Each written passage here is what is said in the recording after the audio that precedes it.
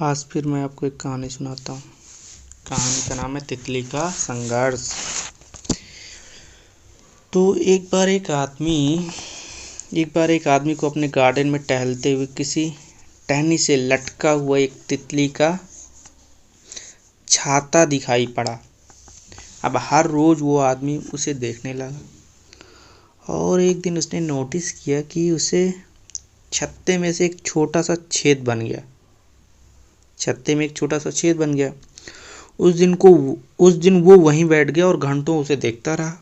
उसने देखा कि तितली उस छेद से बाहर निकलने की बहुत कोशिश कर रही है, पर बहुत देर तक प्रयास करने के बाद भी वो छेद से बाहर नहीं निकल पाई और फिर वो बिल्कुल शांत हो गई, मानो उसने हार मान ली हो।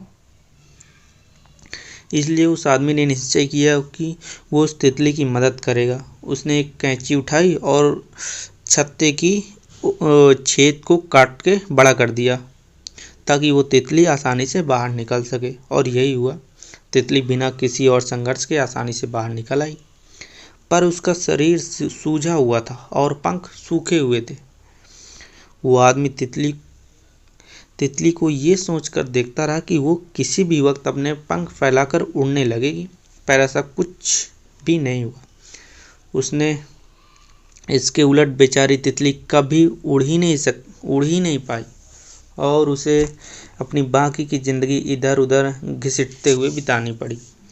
वो आदमी अपनी दया और जल्दबाजी में ये नहीं समझ पाया कि दरअसल छत्ते से निकलने की प्रक्रिया को प्रकृति ने इतना कठिन इसलिए बनाया है ताकि ऐसा करने से तितली के शरीर में मौजूद तरल उसके पंखों में पहुंच सके और वो छेद से बाहर निकलते ही उड़ सके। वास्तव में कभी कभी हमारे जीवन में संघर्ष ही वो चीज़ होती है जिसकी हमें सचमुच आवश्यकता होती है।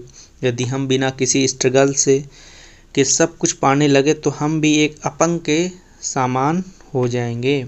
बिना परिश्रम और संघर्ष के हम कभी उतने मजबूत नहीं बन सकते जितनी हमारी क्षमता है। इसलिए जीवन में आने वाले कठिन पलों को सकारात्मक दृष्टिकोण से देखिए।